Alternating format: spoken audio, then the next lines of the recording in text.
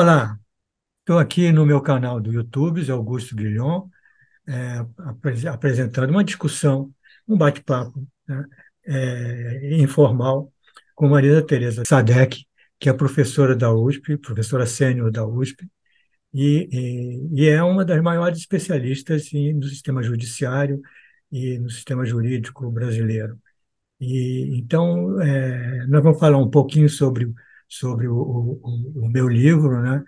Esse livro que eu é, tenho uns 18 coautores, porque não vou poder nomear eles todos, mas o meu co-editor, que é o é, Alexandre Uehara. Então, eu queria avisar vocês, en passant, que haverá um lançamento no dia 5 de dezembro, às 19 horas.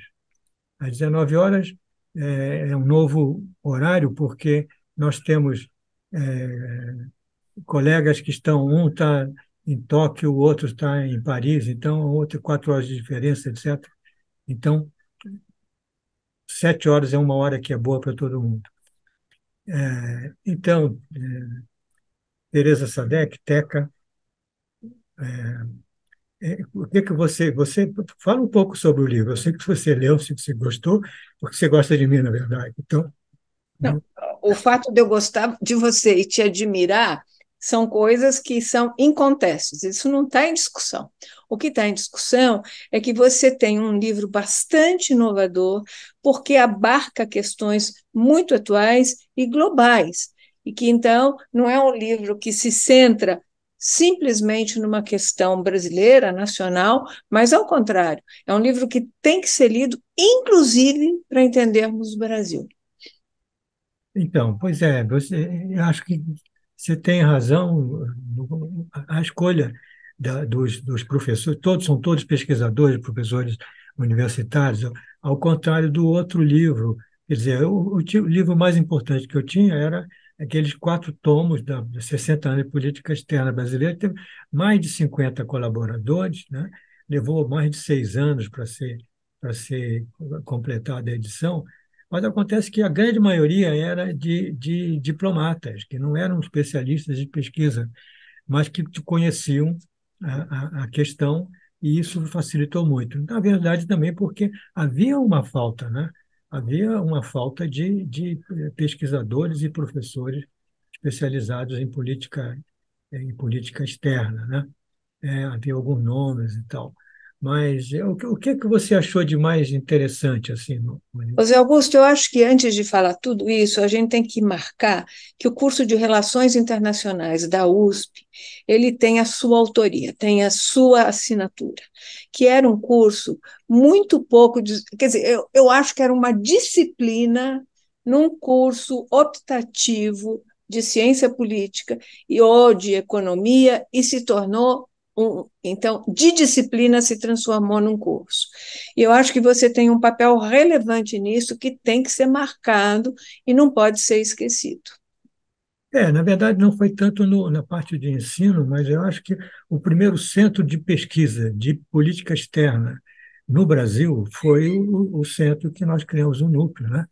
Uhum. De pesquisa em Pois relações é internacionais. isso, Zé Augusto, que eu estou dizendo que é extremamente relevante, não sei se por modéstia sua, e você não acentuou isso. Eu acho que isso é muito importante. Nós não tínhamos pesquisa em relações internacionais ou em política externa. E isso foi criado por você lá no NUPS. Eu não me recordo o ano. Qual era o ano? Deve ter sido 89, 88, 89, uma coisa assim. É por aí. Mas Depois que então, nós criamos o departamento, né? essa é a semente do departamento e, posteriormente, do curso. Porque o primeiro curso de Relações Internacionais foi na UNB, O NB, é. no Distrito Federal, né? E começou, foi o primeiro curso, assim, e vários outros foram feitos. E o curso da USP teve muitos problemas, e continuam, permanecem, mas formou muita gente boa, muita gente Muita, muita. e que está agora é uma nova geração. Inclusive, seu parceiro no livro. Sim, O claro. Alexandre não é formado nesse curso? Também fez doutorado Então, conosco. ele é formado aí, tá vendo?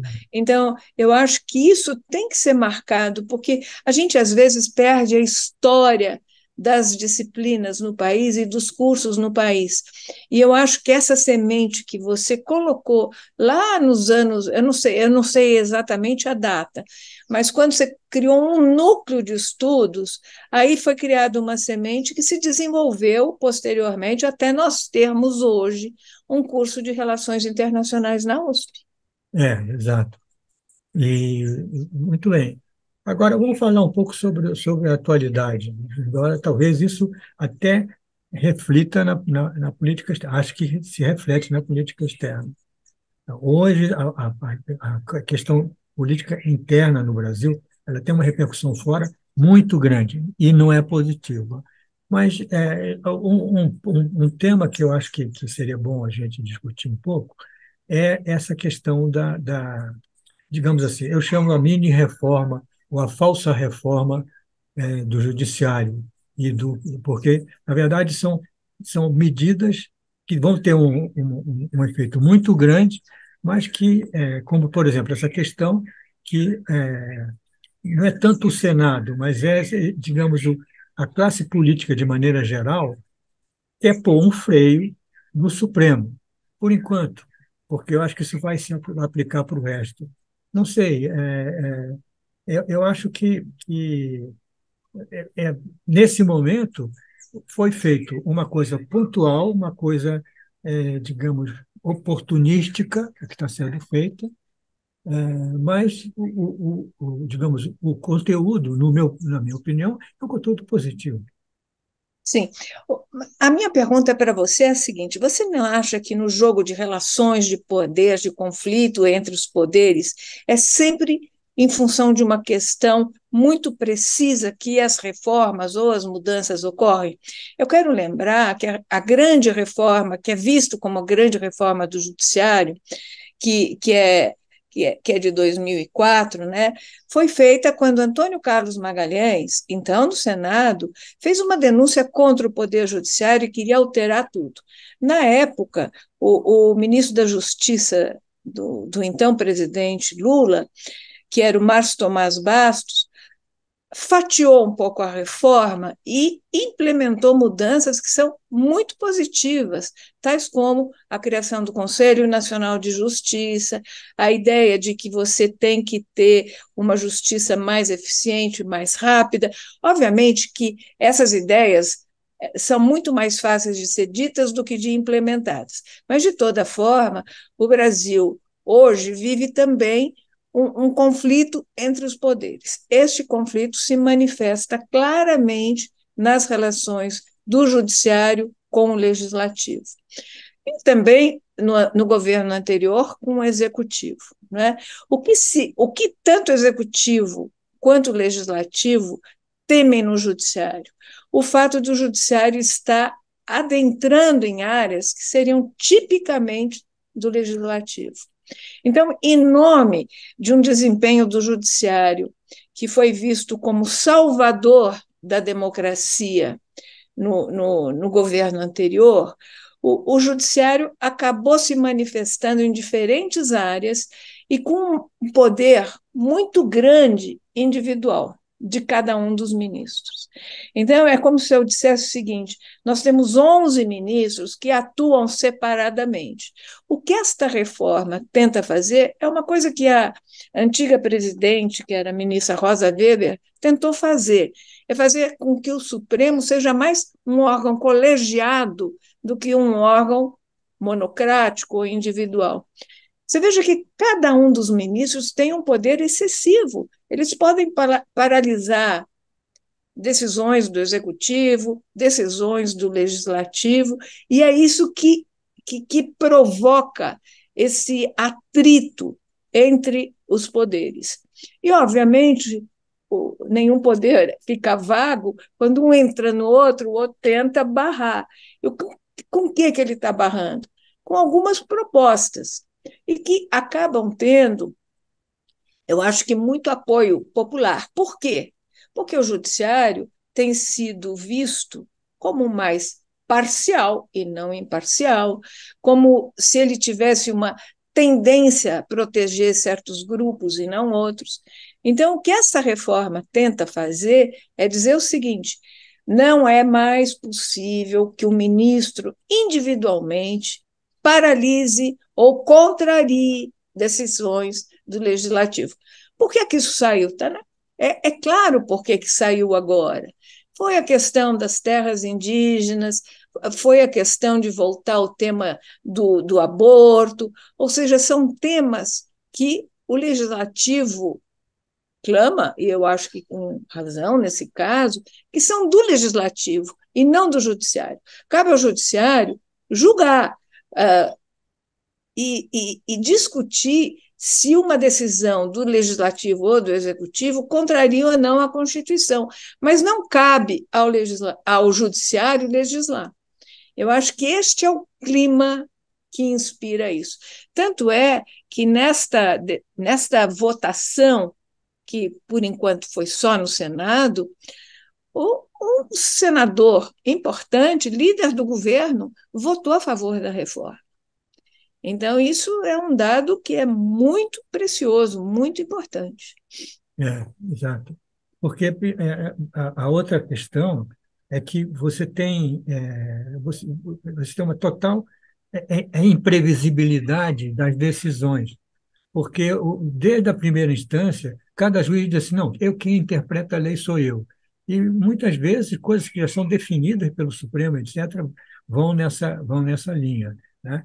É, a, a- a ideia de recorrer ao judiciário para a pessoa, a pessoa médio, mediana no Brasil, é um risco, é um grande risco, né? Agora, nós temos aí dois aspectos. Um deles é que, em relação a, a questões divisivas, questões em que existe uma dificuldade de saber para onde vai a maioria, etc., o legislativo optou por se omitir, e se omitir cada vez mais. Ele nunca tomou uma decisão clara sobre, por exemplo, essa tal questão do marco temporário, né? Uhum. Que teve origem de uma decisão do Supremo. O Supremo disse, não, não vale assim, vale essa outra coisa, né? Há tempos atrás. Agora, com a mesma significa que a porta foi aberta para a entrada do judiciário. E, por outro lado, houve uma tendência a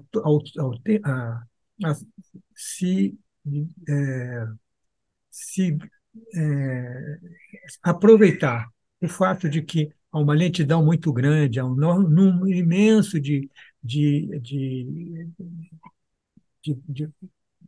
discussões, né? Como é que se chama isso? Quando você discute a decisão e Recursos. de recursos, etc., isto é usado como uma maneira de paralisar uma decisão do executivo, ou uma lei, ou etc., etc. Então, acontece o seguinte, que abre-se um vácuo que o judiciário é, ocupa, e aí depois você tem uma necessidade de ocupar novamente, reocupar novamente a coisa. Mais ou menos, você já disse isso. Eu só estou dando exemplos, né? Então, eu mesmo, que não sou uma pessoa pobre, quando tem algum problema jurídico que teria, eu disse, não, não, não, deixa para lá, prefiro perder. Perder assim do que ficar anos e anos lutando à toa, né? E acho que eu não sou um caso único, né? Agora, a outra questão, enfim, eu me lembro de já ter discutido assim, privadamente com você, essa questão do mandato, né? Tem ou não tem mandato? Vale a pena ter mandato? Quais são os países onde esse mandato existe? Ou você tem o contrário, que é a vitaliciedade, quer dizer, quando alguém vai para o Supremo dos Estados Unidos, ele vai até morrer, até a hora que ele queira sair. Que era assim antigamente, né? Antigamente era assim, né? Na época do getulismo, você tinha vários cargos que eram que era um vitalício. Enfim, a mim me, enfim, a mim me parece razoável, é, digamos, neste momento, um momento como esse, que você tem uma disputa, você tem um conflito, e claramente está uma briga ali, está um conflito que quem vai perder com esse conflito? O povo. Quem Muito perde com bem, esse conflito? muito O bem. povo. Exatamente isso, Zé Augusto. Mas veja, todas as mudanças estão sempre ligadas a embates políticos. Quando é que se aumentou a idade de um ministro para permanecer no Supremo? O governo Dilma, porque se temia que ela tivesse um controle absoluto sobre os ministros. Então, se passou de 70 para 75 anos. Eu do meu ponto de vista, olhando assim vários países do mundo, eu acho que não tem nenhum modelo que você possa dizer este é o modelo ideal e é excepcional porque é bom. Além do que, em todos os países em que você tem mandato para ministro da Suprema Corte, todos esses países, a Corte Constitucional não está na cúpula do Poder Judiciário. São organismos independentes, autônomos, formados claramente a partir de partidos políticos, de tendências políticas. Agora, o nosso modelo copiou o modelo norte-americano, que é o modelo presidencialista, quer dizer, então a Suprema Corte está na cúpula do Poder Judiciário, o Judiciário é poder de Estado, enquanto no sistema parlamentar ele não é poder de Estado, é uma função importante, mas não é poder. E aqui, o que nós tivemos? Essa ideia de que ele pode entrar com uma idade e permanecer no Supremo. Isso é, de uma certa forma, uma coisa que tinha que ser repensada, porque um ministro pode ficar no Supremo por 50 anos, quer dizer, se não morrer antes. É muito tempo, é necessário uma renovação. Agora, por exemplo, nunca um presidente da República demorou tanto para indicar um novo membro do Supremo como agora, né, com a saída da ministra Rosa Weber. E aí as pressões aumentam. Quer dizer, é uma falta de estratégia do executivo enorme. Por quê? Porque as pressões aumentam de todo lado. Então, ao aumentar, ou seja, tem grupos e grupos fortes dizendo esse Supremo tinha que ter um pouco mais de representatividade. Por que não tem mulher? Por que mais uma mulher? Porque tem uma atualmente. Não tem mulher, não tem negro, nada disso. Então, eu acho que nós temos aí uma série de problemas ligados à composição do Supremo. Você diz bem, a questão do mandato é uma questão relevante, a questão da idade de ingresso é uma questão relevante, e mais importante do que tudo, do meu ponto de vista, é que a arguição no Senado seja uma arguição levada a sério, ou seja, os senadores têm que trazer para si uma atribuição que é constitucional e que, em geral, é levada apenas do ponto de vista formal. Você não vê ninguém ser rejeitado, você não vê ninguém ser, de fato, sujeito a uma arguição, que seja uma arguição que meça se a pessoa tem, de fato, saber jurídico ou não. Então, eu acho que isso é um problema muito sério e que deveria ser enfrentado e que talvez, nestes momentos como este que nós estamos vivendo, seja ocasião desses temas todos virem a público. Virem a público significa dizer pessoas como a gente, dentro da universidade, na imprensa, discutirmos isso. Quais são as vantagens do nosso sistema e quais são as desvantagens do nosso sistema? Então, eu acho que você tem razão quando você fala que é uma falta de estratégia, uma estratégia errada de complicar as coisas dessa maneira. Mas acontece que complicar as coisas de certa maneira, para quem tem as decisões na mão, pode ser uma força, um poder, tem o poder de fazer isso. Eu acho que o atual presidente gosta da ideia de ficar todo mundo esperando, discute para cá, discute para lá, e significa o quê? Não precisa ter PGR, não precisa ter mais uma.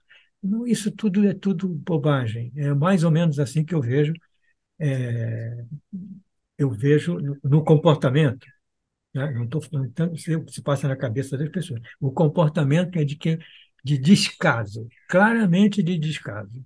Então, no fundo, é isso. Não sei o que você acha, mas. Eu concordo com você que tem isso de descaso, mas também tem uma consequência política para ele que é muito negativa. Por exemplo, o Flávio Dino estava na lista dos indicados. Como você aumenta o nível de pressões, o nível o número de acontecimentos fora de controle que podem surgir e vir à tona, você tem não apenas aumento de pressão, como você tem desgaste desnecessário da própria presidência. Eu hoje mesmo vi uma pesquisa que indicava que o apoio a ele estava decrescendo. E ele não decresce a troco de nada, não é porque ele deu uma medalha para a mulher dele que decresceu, mas é que esse conjunto de questões fazem com que esse conjunto faz com que a imagem dele fique mais vulnerável, o que não é bom. Não, claro, com certeza. Bom, nós vamos encerrar, né? Eu queria lembrar a vocês que nós fazemos o lançamento online do nosso livro, 25 anos de política externa brasileira, e será no dia 5 às 19 horas. José Então, Augusto, eu gostaria de fazer uma pergunta, antes de você terminar. E nós, cidadãos, como é que podemos ter acesso a esse livro? olha, de duas, neste momento, ele não está ainda